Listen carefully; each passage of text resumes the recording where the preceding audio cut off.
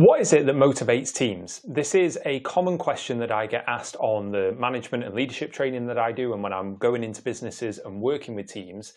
We've got a set of people, and most of them seem to get on with their work, but we've got a few people who seem to lack motivation, and we end up in a bit of a revolving door situation where one comes in and then one leaves, then another one comes in and then another one leaves, and we want to nip this in the bud. So in this video, I want to talk through what are the motivation factors that really impact teams. If you haven't come across my work before, I mainly post on short form social media, but I'm just starting to post now much longer form content on YouTube as well. My aim is always to try and provide as much value to leaders and managers who aren't always able to access the training that they may need. As you probably know, many managers and leaders don't get training around people management issues, for want of a better phrase. They get process and project management training, but when it comes to managing underperformance, managing motivation, having difficult conversations and things along those lines, then they're just expected to work it out as they go along. So as I mentioned in this video, I want to talk around motivation in a little bit more detail than what I normally post on social media. So we can separate motivation into 4 different categories. Demotivating factors. So how do we prevent issues in the first place? It's very difficult to motivate someone if they've got a heavy anchor of demotivation attached to them. Then we look at external and internal motivation factors. And then there's this 4th category, which is one that kind of spans between the two of them. It's something that's initiated by somebody else, but creates a almost internal motivation factor like effect. So let's have a look at the first topic, which is demotivating factors. This can be split into 3 separate factors in and of itself. So the first one is low transactional value. Imagine you go to a job where you are stressed out every single day. There's a really high expectation for you to perform, for you to do very difficult work, but we're only going to pay you minimum wage. That actually might be the job that you have now if you're watching this. Are you motivated by anything that the management and leadership teams do? Probably not, because there's such low transactional value. You're not paid enough to have to deal with this. Why would I want to go and stress myself out, burn out, have low work-life balance, be expected to solve all of the company's issues, and then you pay me really poorly for it? Do you know what? There are certain sectors that are prone to this. The NHS in the UK is a good example of this. Unfortunately, I love the NHS, but we know, certainly if we look at someone like nurses, they are paid far below what they're expected to do. So if we're expecting to motivate people when there is low transactional value, you'll have your work cut out. The second one, low personal value. If you go into a job, even if you're paid well, but they treat you poorly, they don't value you as a person, they don't even remember your name, you may as well be invisible. That saying that people have, if you got hit by a bus tomorrow, would your company care? And the answer for many people is no. They wouldn't even notice probably, or the very next day they would replace me, and that would be the end of the thought on it. So if you don't feel that you're personally valued, again, it's going to be very hard to motivate people. So just going back one step to low transactional value, how do you address it? Well, unfortunately, as a manager and leader, you may have no say whatsoever over how much someone's paid. Maybe it's set by HR or somebody else in the company. You've got to be transparent and open about that and accept that people may move on to another organization if you cannot change their workload in comparison to the amount that they get paid. And be open and transparent about it in the hiring process if you can. Of course, the real answer is pay people fairly for the amount of work that they do. Going on to low personal value, how do you manage that? Well, treat people well. Get to know them on a one-to-one basis. Book in one-to-ones with them. Get to know them individually. What do they like? What are their strengths, their weaknesses? What are their hopes and aspirations? What's important to them in their life, their hobbies, their family, whatever it is that they want to share with you. The better we know people, the better people feel heard, seen, and understood, the more likely they are to have high personal value in the organization.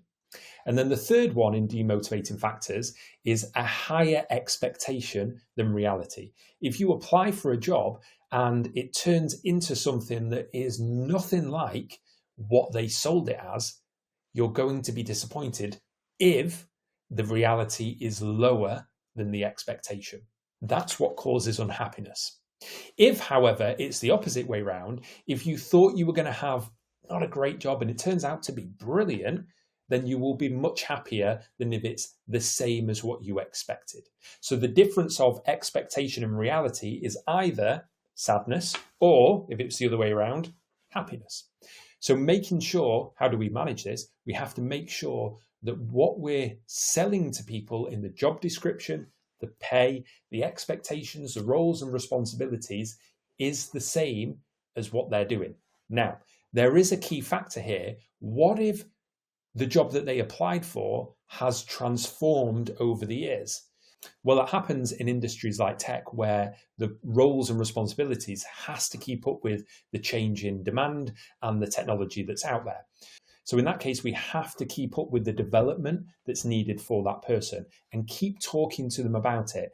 Sometimes the direction that a job needs to go in is not where they want to be. We've got to be open and transparent about that. And we have to support them to jump ship if this is no longer the job that they applied for. So they're the demotivating factors. Let's have a look at the external motivating factors. These are things that are created by another person, often a manager or a leader, or at least the business in general.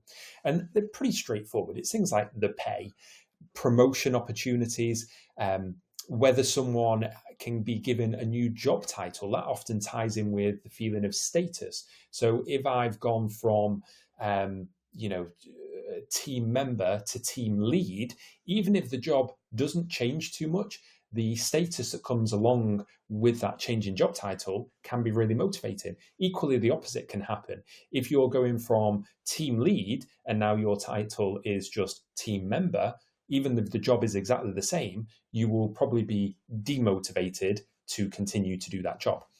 Increase in annual leave, increase in bonuses, increase in holiday pay, whatever it may be, they can all be positive carrots, external factors.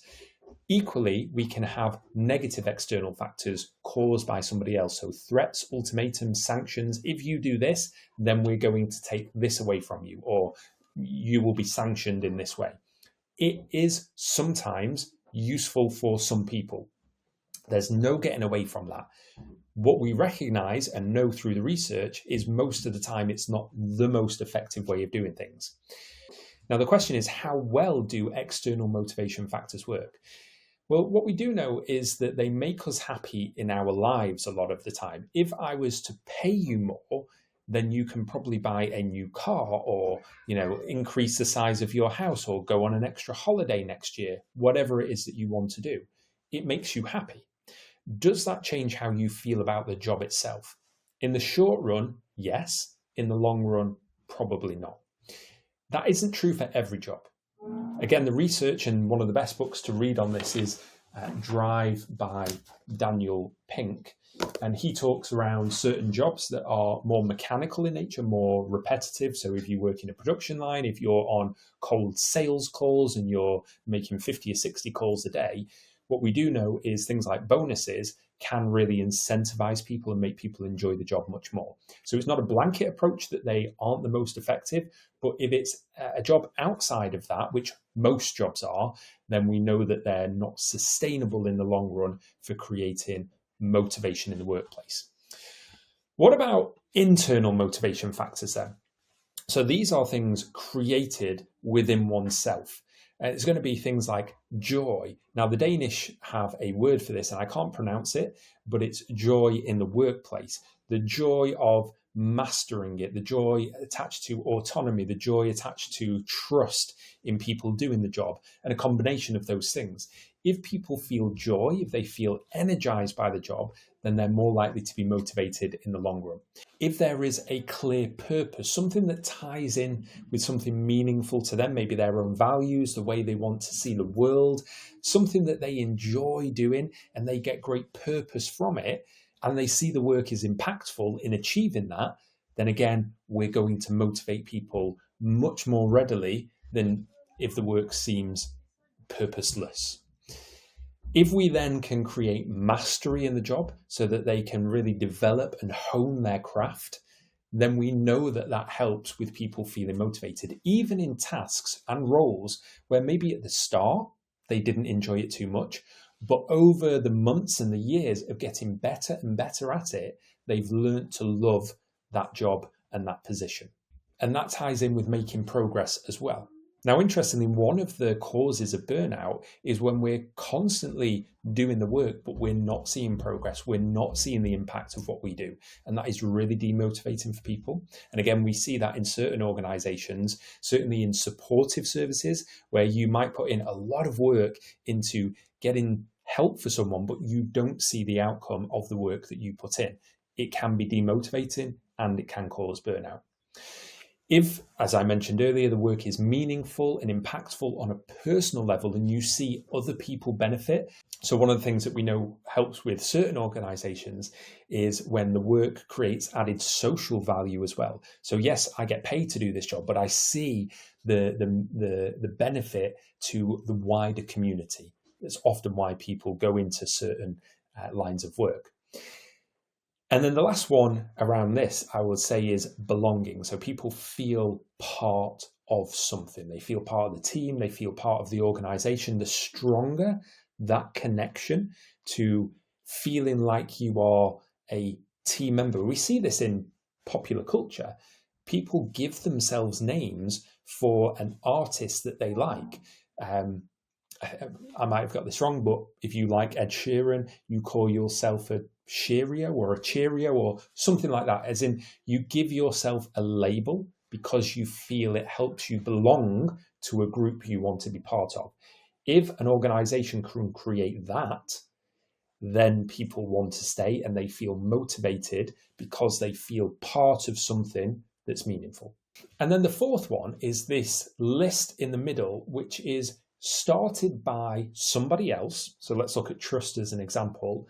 If a leader shows you trust and says, I trust you to do this job, it creates a very similar feeling to these internal motivation factors. So they kind of span external and internal.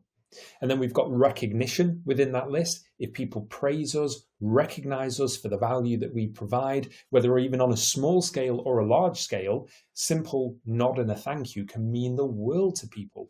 Remember, we should always look for how individual people like to be recognized. A blanket approach to motivation, or specifically recognition, is not the way forward. We've got to do it specifically for the benefit of the individual. So finding out how they like to be praised and recognized is really important. Some people might want a really small nod, a thank you, a little written note, maybe everything to them. Whereas a big fanfare for other people may be great. Being listened to, probably one of the simplest and yet most effective tools and techniques that a manager and leader can employ. If a manager and leader does not listen to their team, they will eventually be surrounded by people with nothing to say. And it's one of the most demotivating factors I've seen in organizations. It creates apathy and it creates a team that on the surface looks okay, but underneath no innovation is happening, no creativity, no one's growing, no one's pushing. It just does enough to not sink. So what I encourage you to do is look at these different factors, external factors, demotivating factors, internal factors, those bridge factors, and have an honest self-reflection of how well you provide them to the team. Then what I encourage you to do is an anonymous survey and meet with the team if you've got a relationship with them and start building what it looks like to motivate the team. Now, you don't have to ask, how can I motivate you? What you can ask is individually, what can I do to provide you more meaning? What can I do to inspire you? What can I do to show you recognition in the way that you like to receive it? How can I make the work more meaningful for you? Do we pay you enough for the work that we expect you to do?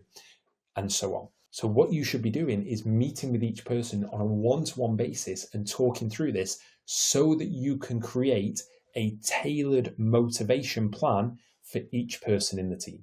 And when you do that, that's when you see motivation go up.